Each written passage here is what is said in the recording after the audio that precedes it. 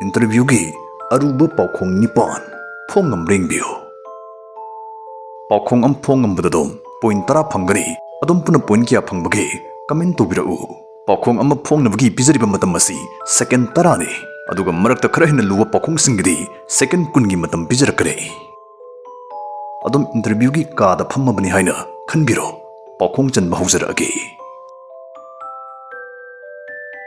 lerigi mapana macha manga pui maming si mathang sina 10 20 30 40 manga suba macha dugi maming kari kaubage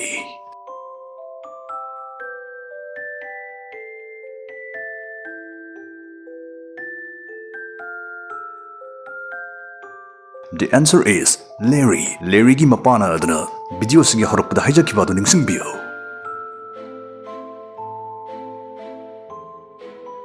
100 tagi 10 asi kayarak khaidokpa yagani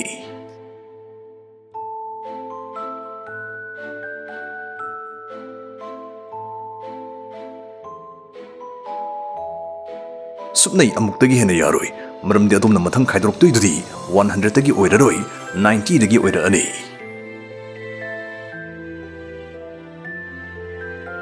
Mount Everest asi puthroktringi mamangda prithibigi khwaidagi wangba ching adu karina oiramme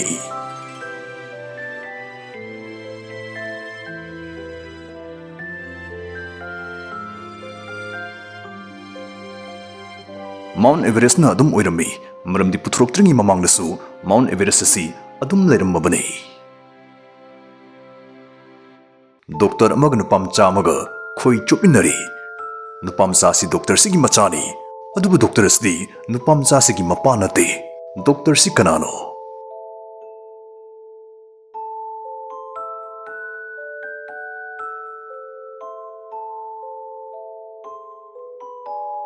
Doctor si nupam sasi gi mamani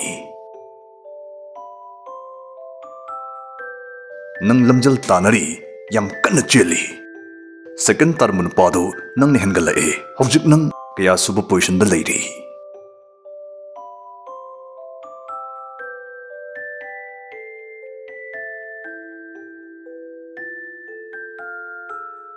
First order khanba soidna yawbirongani adubu nof nangni hengal idu second term nupado ni magi mohut sinjin kibani aduna nangna hojik leirisi second position dani Taruk suba Paokhong handaki Paokhong sigidamukta adom da second kungi matam pijagani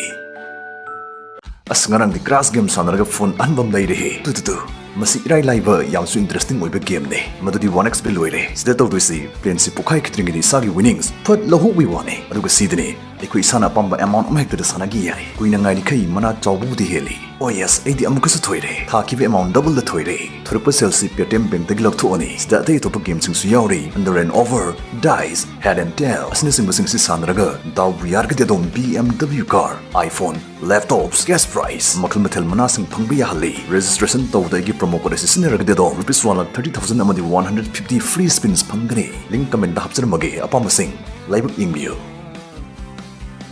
Taruk suba Paokhong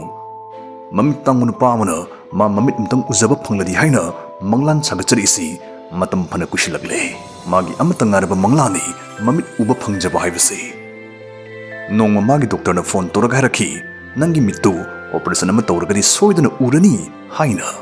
ma khamthing harauki haraubai ngamkhai lekhide operation ningthina tawba loire nupasi train tongaga mayum dan bahori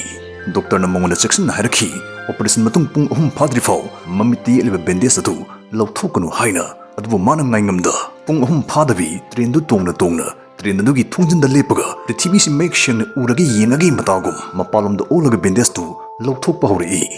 adubu mana bandage adu lauthokpa lorpadadi soi lauki amadi train du gi chongtharga sijaki magi operation adu soiba lekide mai pakna pangthokribani aduga kari marungi mana sijakribano sigi oithokpa yaba maram asi karino Mr. IAS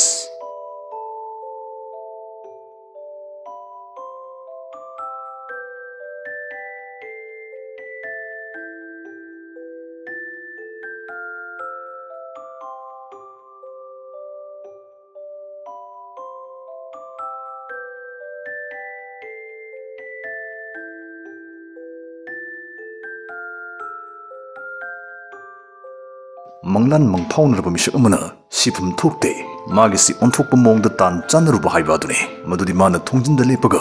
bandage tu lokthurpa matam maduda train du amamba linungi lambel tunnel amada thojilakpa tanja thoki aduna magi mamit tangdu phatriboi khan sijakhibane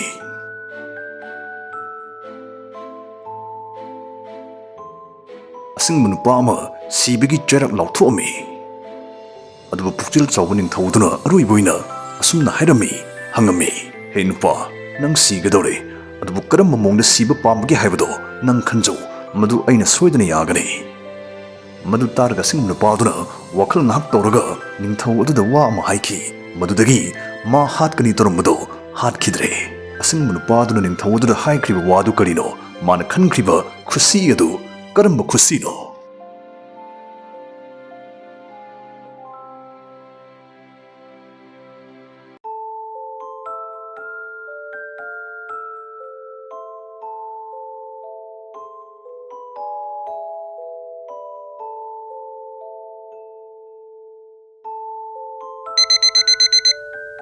iningtho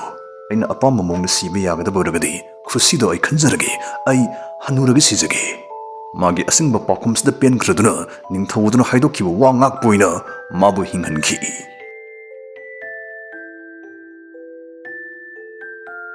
nupa ani lokchap amada leiri tu sigi phibamasta nongmai paiba nupa si prithibina chungsingadabagi ngai leire aduga man atopa nupa si hatpasu pamle sigi phibamsida makhoinigi manungdagi ama hinghoba yabagi oithokpa leibra mabanigi manungda sungsoi shoiduna sidoishina kanano you have 20 seconds